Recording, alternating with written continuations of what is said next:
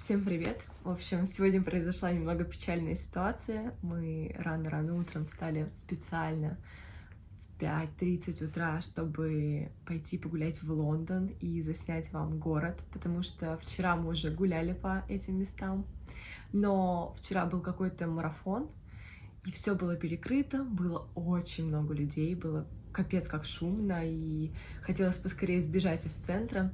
Поэтому сегодня мы повторно прошлись по этому же маршруту. Было очень холодно, мы проснулись, и термометр показывал +4, а у нас с собой довольно мало одежды, мы надели на себя все, что у нас есть.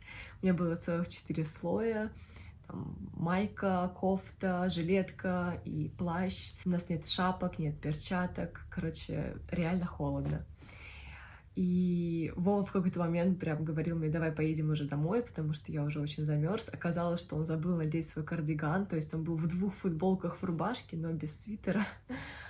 И когда мы закончили наш маршрут, я стала собирать камеру, разбирать микрофоны. Я поняла, что микрофон был все это время выключен.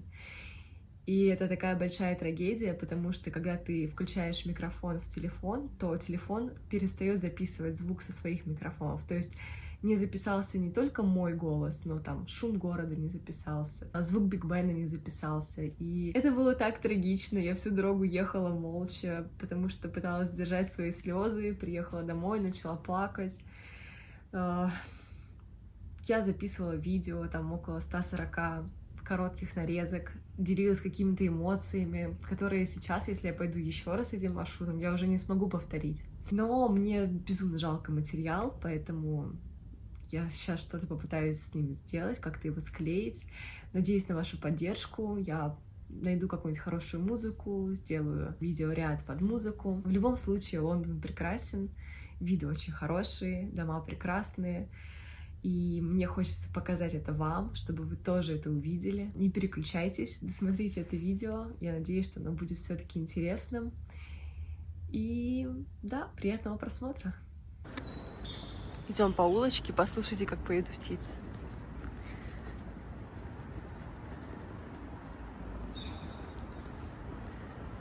Итак, проснулись мы сегодня очень рано, в 5:30, но кто-то уже занимался важными делишками, а кто-то курил кальян в это время. На данный момент мы живем в районе Мэрилибоун, и чтобы добраться до Биг Бена, нам нужно было идти пешком 55 минут, поэтому мы взяли 2-этажный автобус. Как вы можете заметить по видео, в такую рань никто нигде не гуляет, поэтому город можно очень комфортно рассмотреть. Мне понравилось, что здесь на дороге дублируются стрелки, скорость и даже название улиц, куда конкретно поворачивает линия. Это очень удобно. Из интересного об автобусах, они ходят здесь очень часто и бывают из разных эпох. Можно увидеть самые старинные, нам такой еще не попался, а можно прокатиться на таком, как мы. Он гибридный, электрический и дизельный одновременно, очень комфортный и тихий. Такие автобусы называются Double Decker, и это, естественно, означает двухэтажный. Еще я заметила, что автобусные остановки здесь перевернуты, и они спиной, стенкой к дороге. Возможно, это защита от луж или от непогоды какой-то, но, в общем, это супер непривычно. В такое раннее утро мы, конечно же, встретили много спящих местных жителей.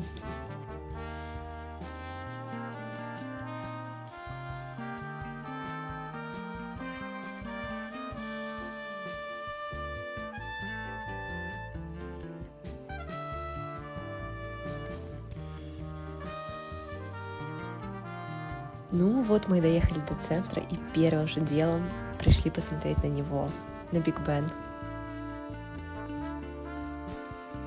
Если вдруг кто-то из вас не знал, это не просто башня с часами, это колокол, который звонит каждый час и каждые 15 минут.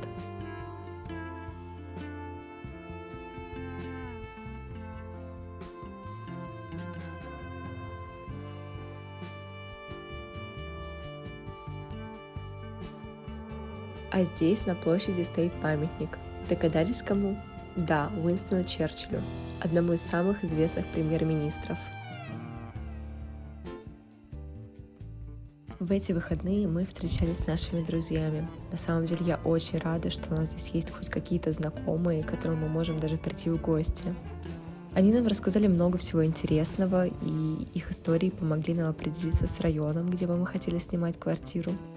Так что в ближайшие дни мы займемся просмотрами, поиском, и надеюсь, что все-таки мы сможем арендовать здесь квартиру. Еще мы узнали, что мы живем в арабском районе, поэтому здесь везде курят кальяны, а я думала так во всем Лондоне, поэтому теперь нам этот район не очень нравится. Также магазин, в котором мы покупали продукты из предыдущего видео, оказался одним из самых дорогих. По уровню он сравнивается с московской азбукой вкуса, так что в другой раз мы пойдем в магазин попроще и покажем вам, какие цены там. А вот так собирают весь мусор в городе и потом его увозят. Я нашла очень интересный магазинчик с штучками из Гарри Поттера. Тут есть Nimbus 2001. И, пользуясь случаем, передаю привет Лене с Васей, потому что именно они нас подсадили на Stranger Things.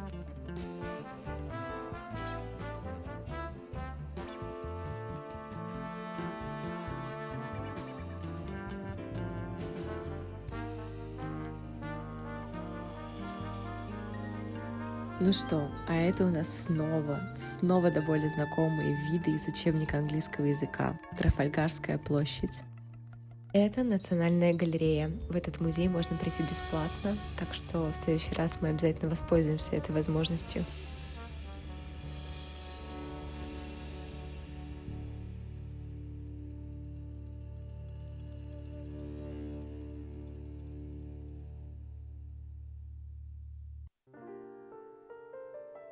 Отправляемся к собору Святого Павла, пройдемся по улице Стрэнд и посмотрим местную архитектуру.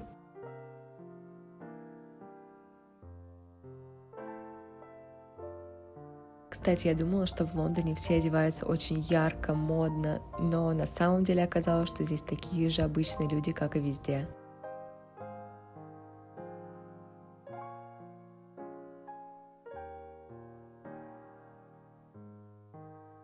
А вот и перевернутая остановка.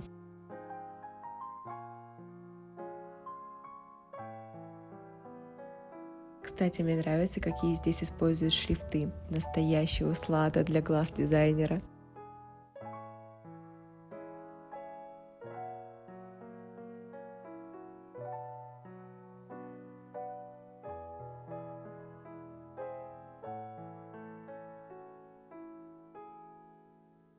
В городе очень много велосипедистов. Кто-то занимается спортом, кто-то едет на работу, и, кажется, дороги для них идеально предусмотрены.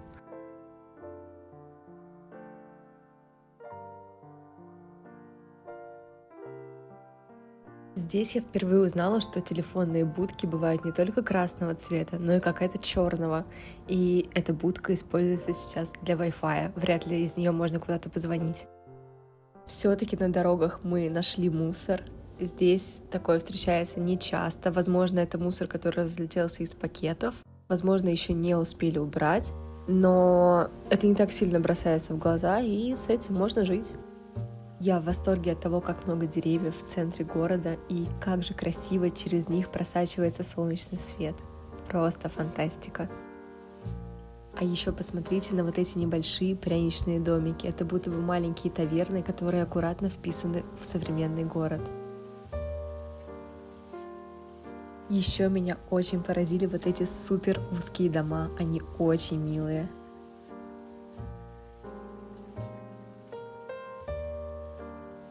Мне бы очень хотелось рассказать вам какие-то исторические факты, побольше рассказать про здания, что в них находится, про архитектуру, но, к сожалению, пока что я сама этого всего не знаю. Надеюсь, что в будущем я изучу эту тему и поделюсь с вами ей. А пока вот вам мои личные переживания, истории и впечатления.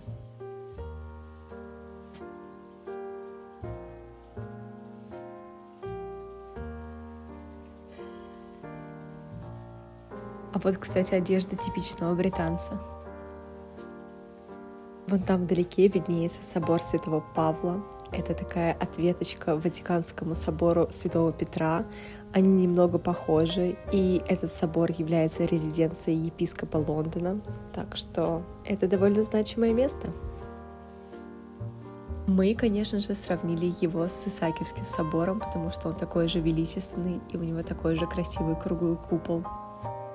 На этом наша прогулка подходит к концу. Вот такой новый неожиданный формат у меня в итоге получился. Надеюсь, что вам очень понравилось, и вы мне оставите комментарий и поставите лайки.